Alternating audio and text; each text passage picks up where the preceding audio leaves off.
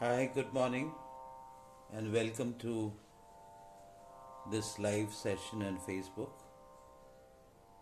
Coming on Facebook Live after some time. It's more born out of a need to share with you, my friends, a little more about Swaratma. A lot has been going on the social media. A lot of people are coming back to me asking more about Swaratma, and it's been a very uh, active and actively joyful last few months, I would say. I think from July onwards, we've been busy trying to get our acts together to launch Swaratma in October. So I thought maybe I'll take off some time to talk about Swaratma. There was a live session which I had recorded way back in July, and that was more like a preamble to Swaratma. With this session, I thought I'll spend a little more time in talking about why Swaratma, what is Swaratma, how do we intend to go about, who are the stakeholders, what kind of target groups are we intending to enroll into Swaratma, things like that. So it all started, I think, about 4 to 5 years back, and we were in Banaras attending Sankat Mochan Sangeet Samaroh. If you have not, I think at least once you should go and experience it. It is the Woodstock of India, where artists from all over the country come to pay their tribute to the god Bajrang Bali over there. They don't charge anything, and they come out of pure devotion and dedication, or that's how it is supposed to be, and present their music to an audience which is sitting along with the artist.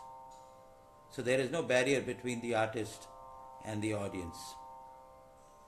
And it's a very wholesome experience where your rapport with the artist is so intense. The artist derives a lot of inspiration not only by playing or singing in front of the god, but also in front of the audience who are also their gods. That's how it is meant to be.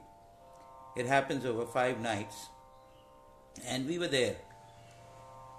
However, I have been attending the Sangeet Samaroh for some time, but this time I realized that artists, established artists, celebrity artists, quite a few of them seem to be there to perform mechanically. I'm choosing my words as I'm speaking because I don't want to belittle anybody, but the discerning ear that I have inherited from my Baba, my dad, from my childhood, did not find the connect in what they were singing or playing. I thought it would be a one-off occasion. Not all artists are in the best of their elements most of the time. But then I realized that there was something else which was making quite a few artists resort to speed, glamour, resort to exciting the audience, resort to making adrenaline flow into the audience rather than taking them to a state of soulfulness. And I realized, I think it is not what they were singing or playing or how in terms of their competence and expertise, but the location that they were coming from was saddening, was disappointing. They wanted to be popular, they wanted to please the audience, they wanted to play to the gallery. We came back, and thereafter I had been searching an answer for this. I was deeply disturbed.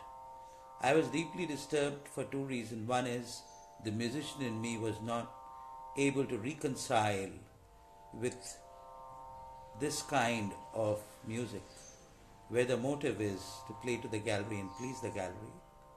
And the other reason was, which was I think more of a concern, that if this is the state of affairs, what is going to happen to our music?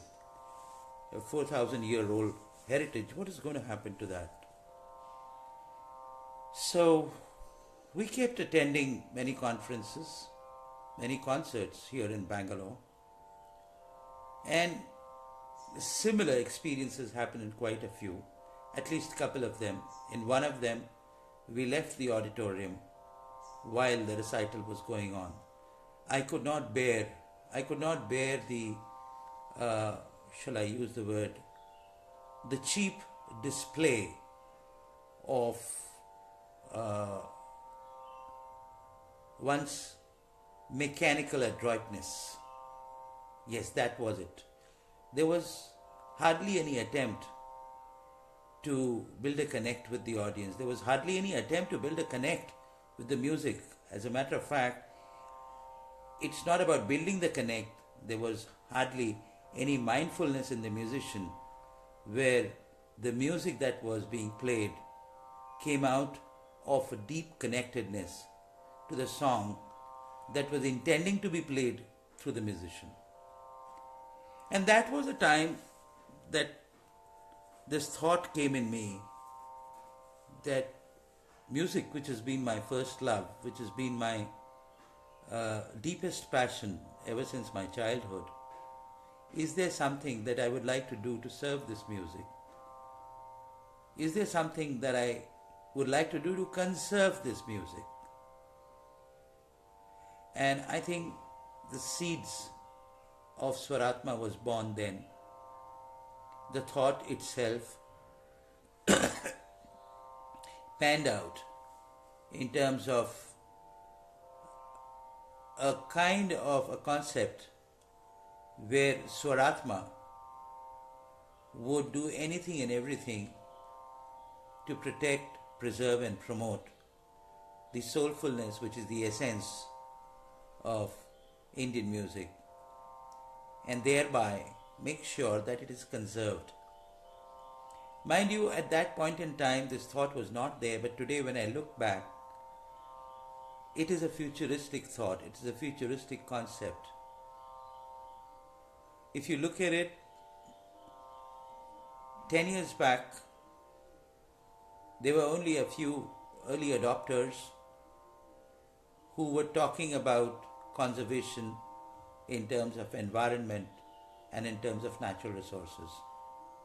There were few who were actually practicing it. And today what has happened? Today it is impacting the lives of common man, with the environment increasingly getting more and more polluted, with water tables going down, with rainfall getting diminished, and many such natural anomalies happening all around us. Common man is getting impacted.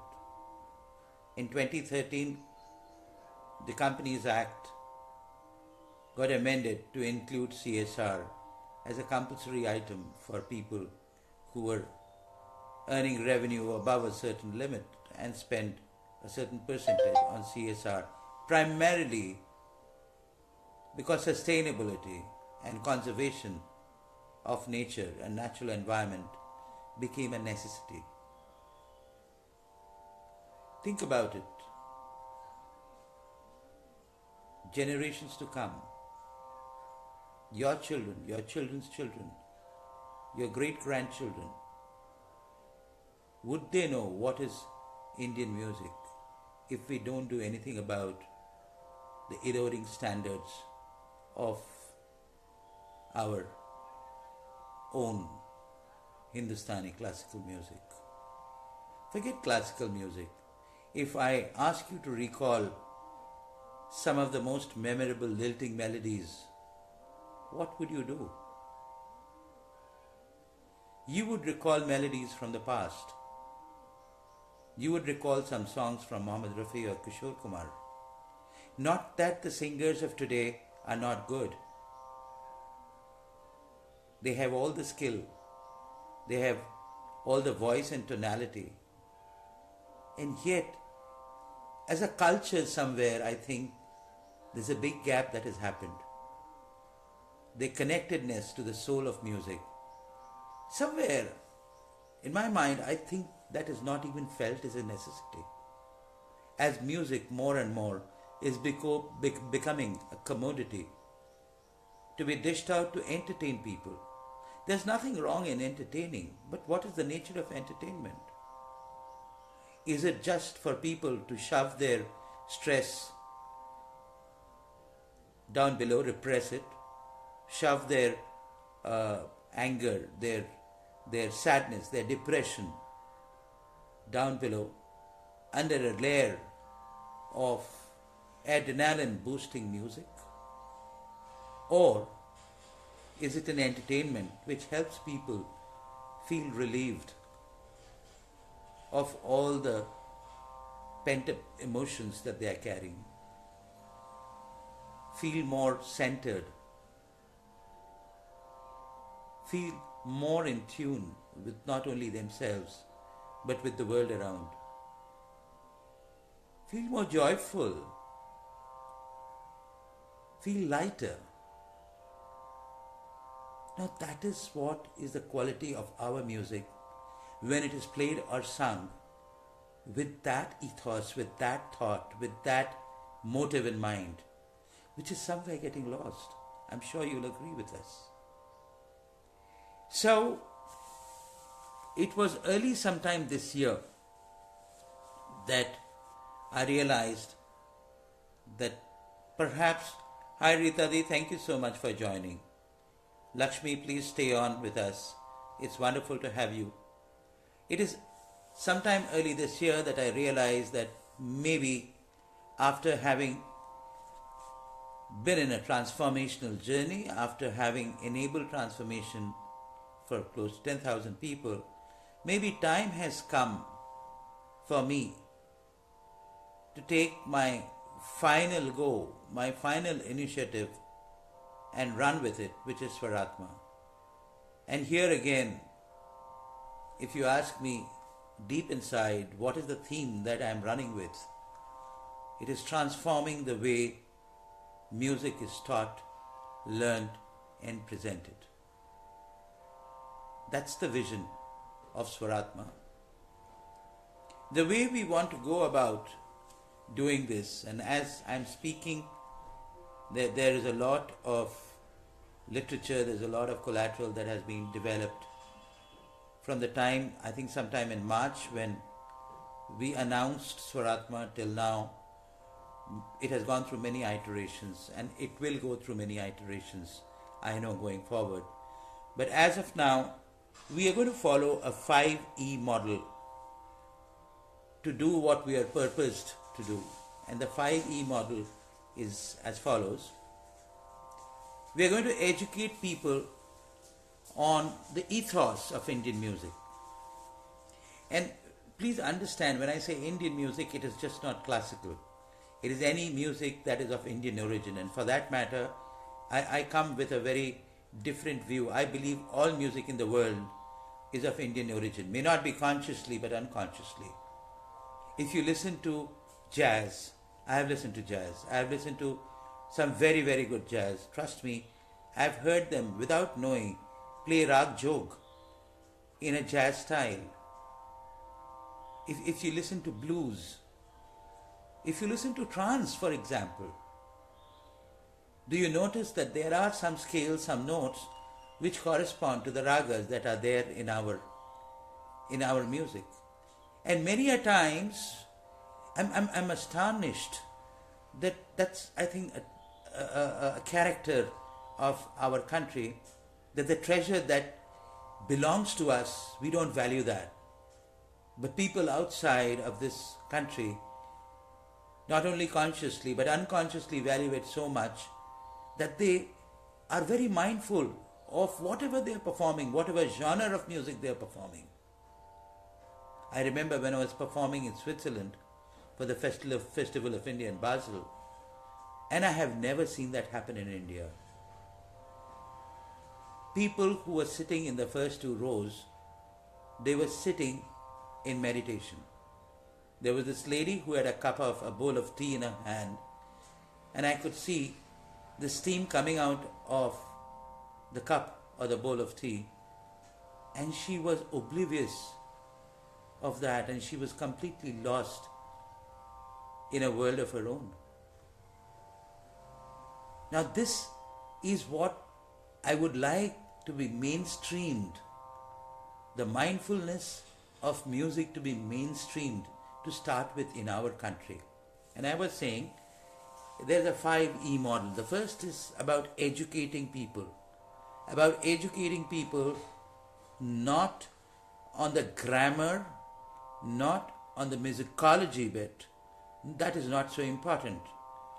But the essence bit. That our music does not remain our music if the essence is lost. The audience needs to understand that. The audience needs to be more discerning. The audience needs to ask for a lingering impact of the music that they pay for. It should not be a short-lived impact. They should be able to hum what they heard. I remember way back when I was in Kolkata, I think that was the last time when Pandit Bhimsen Joshi sang there. And all my way back until the next morning, I was trying to hum what he sang. It stayed there. Does the music stay back today? The music that we hear. Why? This why is the bit of education that we are going to go and do around. A part of it I had done in my previous session where I talked about mindfulness and music. And this education is going to be more about mindfulness and how music and mindfulness are like siblings. You can be mindful through music, and mindfulness can spring music inside you. We recommend the second approach because unless your music is right, unless your music is not driven by mindfulness, it will not evoke mindfulness in your state of being. So the first part is education, and the way we are going to do it is of course through social media, through small leg dems across different institutions, across different focus groups and the likes. As I am speaking to you, I am making an open invitation. Please feel free to talk to me, to call me up if you want to host a similar educative session on Swaratmik music. And I'm introducing this music now, Swaratmik music, very simple. I'm differentiating it from the music that we are accustomed now, we are habituated to listen to today. Swaratmik music is mindfulness plus music, where there is a confluence of the melody and mindfulness. Swaratmik music happens. And we are going to educate people on Swaratmik music and help people to understand that it's not a rocket science. In fact, it is simpler than somebody making, intelligent calculations about one's musical presentation and presenting it. Swaratmik music happens spontaneously, happens naturally. But how it happens is the bit that we want to educate people with. The second is evangelism. Before I go to the second, I also want you to know what we have been doing the last couple of months. We've been holding what we call as baithaks, small home-based concerts, where we will throw it open to audience and yours truly would present mindful music or Swaratmik music. I am not a performer, and definitely I don't carry the expertise of a performer. However, the way I have been brought up, the way I have been groomed, not only by my father but also my guru, I have been brought up in a mindful way. I have only learned mindful music. To me, if I can't relate to the raga, I cannot play it. I cannot play it by notes. I mean, I can, but that's not what I enjoy playing. Today in the morning I was playing Todi, and I was playing Todi after a very long time. And I was so astonished, pleasantly surprised to see how the notes kept falling in place. So it is not about learning from a master the scales, but it is about responding to the song that is simmering inside you when you are not there, when the performer is not there. There is a song that is waiting to be sung. And when you give voice to it, or you give it expression, that becomes Swaratmik music. And that you then just becomes an instrument. You are no more a performer. You are just a presenter. So these Baitaks, therefore, are presentation of what I call as unperformance of music. It's difficult, but I found some other musicians that I have invited in the past, they have also been able to do it. It's not that they cannot do. In fact, it is simpler. When they leave their sense of desire, their sense of need, their sense of urgency to please the audience, when they leave that behind, this music flows very naturally through their otherwise expert voice or hands. Coming to evangelism, we would be doing several concerts. We will be conducting concerts across cities.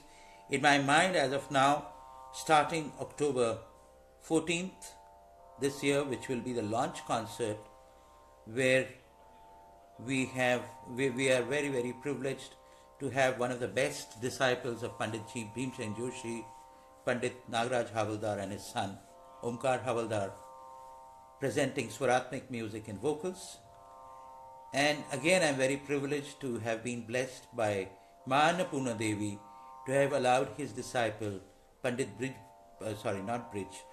Pandit Basant Kabra, to come and play Sarod for us and present Swaratmik music. Now, I have spoken to these people. I have kind of briefed them that this is not going to be an evening of musical performance, but an evening of musical unperforming. And they agree to me. They don't only agree to me, they subscribe to the thought, and they are already a part of Swaratma. They are already ambassadors of Swaratma. So we will have ambassadors like this evangelizing Swaratmik music. And while we are starting with classical music in subsequent concerts, we'll endeavor to bring across ghazals, semi-classical, devotional music, folk. Very importantly, folk is supposed to be the mother of classical music. It's not the genre, it's not the what of the music or the how of the music, as I said, but the why of the music. What we will endeavor is to help the presenter to get in touch with the right kind of why. The why being, can I connect to that primal source, that primal energy of music through my creational energy? Can I dissolve the performer? And therefore, there is no performance, only performing happens. So, I need to clarify at this stage one thing. In our announcements over Facebook and other social media platforms and through email, I think somewhere we have not been understood right. We have had many musicians established, partially established, coming across and seeking us to stage them, to give them an opportunity to perform. Now, I just want to send a message across. We are not concert organizers. That's not what we want to do as a part of our purposeful activity. Concerts are going to be held to evangelize Swaratmik music. And these are not normal concerts. These concerts would be moderated. These concerts would be anchored, where the audience would be connected in course of the concert to help them understand, realize, uphold and enjoy Swaratmik music. So we are not concert makers. However, we are looking forward to meaningful artists, and there are some very, very good artists and musicians we have in this country.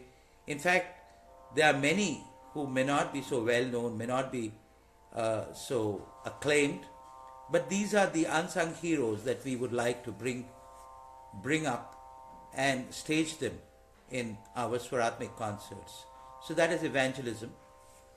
The third is we are going to enroll people to Swaratmik ways of presenting music. There are two stakeholders, there are two target groups that we are looking at enrolling, and again I'm sending a message across to the world through this live session. One is teachers. So teachers now need to teach on two distinct streams parallelly. One, the melody; two is mindfulness. Up until now it was more of training students on the melody aspect of it, which is very important. But without mindfulness, being taught melody does not lead to presentation of the ethos and the soulfulness of our music. True Swaratmik music does not get presented. So teachers, I would work very closely, because I have worked with mindfulness in my transformational coaching practice now for 10 years, and even before that I have been on my own journey of mindfulness. So teachers would be primed, would be made to experience what it takes to train people on mindfulness, to train the students on mindfulness, to train their students to relate to the raga through mindfulness before they can put the melody in place. And incidentally, when I went for my shiksha with my guru, Pandit Bribhushan Kavra in Ahmedabad, and maybe that's something which has reinforced my faith in Swaratma. His ways of training was very Swaratmik. He never gave any notes. He never allowed me to write anything. He played for me. He played for me till I drowned myself in the ethos of what he was playing. Today, Rag Bihag, I have an association with Rag Bihag through him. I think the connect that I have with Rag is so deep. If my sadhana is right, I have enough chetana of this Rag to be able to present it in its right form, in its right shape. When I say right form, right shape, each raga has a persona of itself, and it's very sacrosanct. It's sacrosanct because it has a deep impact on the human presence. It can impact your physical body, your emotional body, your spiritual body, if it is not played right, if it's not sung right. So teachers would be primed, would be groomed to teach the Swaratmik way. Similarly, and I have already started that, students would be groomed to present Swaratmik music through mindfulness. At this point, even before Swaratma was there as a concept, I was fortunate to have had an experience of grooming an amateur vocalist on what it takes to be mindful in one's performance, in one's presentation of mindful music. And we heard her very recently. It's a sea change. It's a complete change. You can't make out it's the same person who sings. There's another tabla player who came and lived with me for 2 months. I don't know nothing about tabla, but I helped him to play more mindfully. He went back, and I was so happy when he said that before I came to you, I was earning my livelihood by teaching tabla to students. Today, I am performing, and not only I am performing by reaching out to the organizers, but today organizers are also reaching out to me. They find a magic in my playing of tabla. So I'm going to mainstream this, and I'm going to mainstream this also through association with different music academies, music schools, gurukuls. They are doing a great job, but it's just a supplementation of teaching music with teaching mindfulness. So that's enrollment.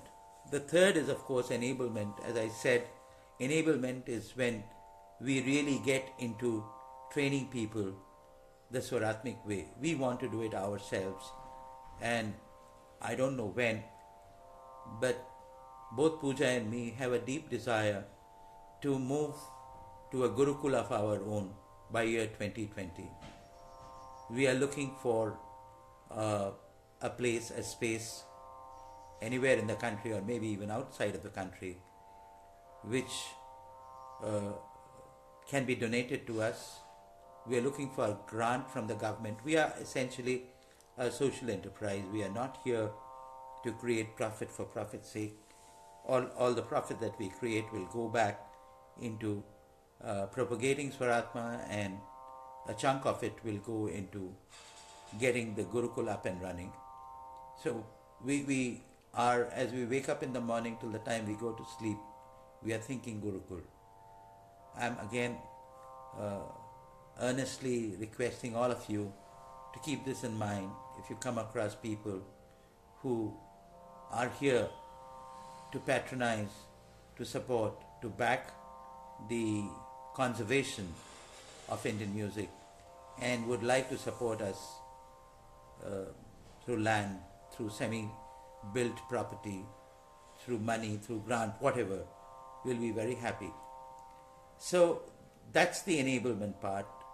And once these people are enabled, in time to come, I see in the next 4 to 5 years, our concerts will be featuring Swaratmik students. The students and the teachers who have deeply been immersed in Swaratmik ways of presenting music, they are the ones who we will present, so that the world of music, the landscape of tomorrow, is slowly going to become a Swaratmik landscape. That's what we dream about. So those are the 5 E's. Now, I must also share that in all that we are doing, there is a social commitment involved. One, I personally believe that this country has a lot of music talent, a lot of musical talent. You would see them being showcased on the television. And many of these talents come from small cities, some from villages. They may not be economically very well to do. We would like to spot such talents and help them to get groomed in Swaratmik music and make a livelihood in music.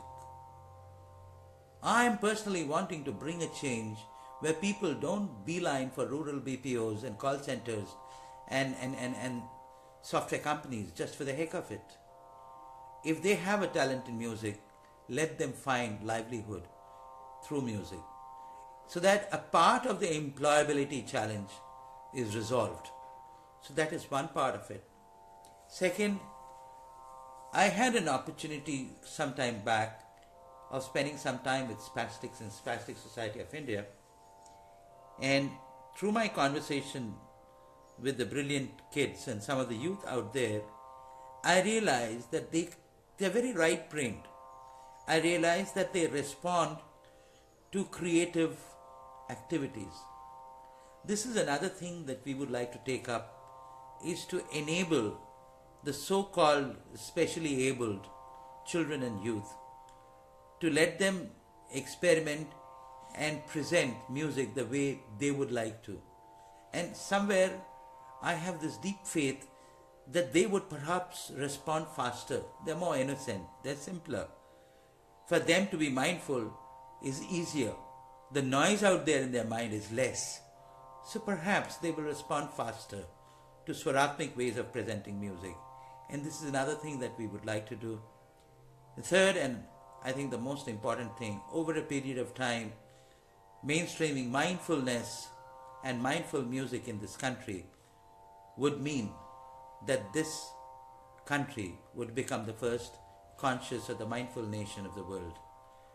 Trust you me, we see a lot of things happening. We see a lot of arguments, debates, suggestions, advice going out on say social media and otherwise. Nothing can be a more potent and yet a more innocuous transformational agent than music. And when I say transformation, inside out transformation. Starting from the microcosm, it is going to transform the macro. So these are some of the social commitments that we come with. Once again, reminding you before I close that we are going to launch, by the grace of God and your good wishes, Swaratma on 14th of October 2017. This is going to be held in B.R. Ambedkar Bhavan. Please be there. Please get in touch with me or Pooja to collect your donor passes. And we are still struggling, I must share with you, to put all the acts together, especially the funds together. As you, many of you would know that we are participating in a crowdfunding program, but what we have collected is perhaps 1/6 of what we need. So we are looking at other means of raising funds. We are going out to seek contributions from institutions also. So once again, it's not for me, it's not for you, it's for a cause that you will be thankful for. More importantly, your generations to come would be thankful for you to have contributed. So listen to your own conscience and act on it now. I know you have many priorities, but nothing can be more important than conserving this heritage, which I believe is one of the most precious heritage this country has ever had. Thank you so much. Have a fantastic day. A great Sunday to all of you.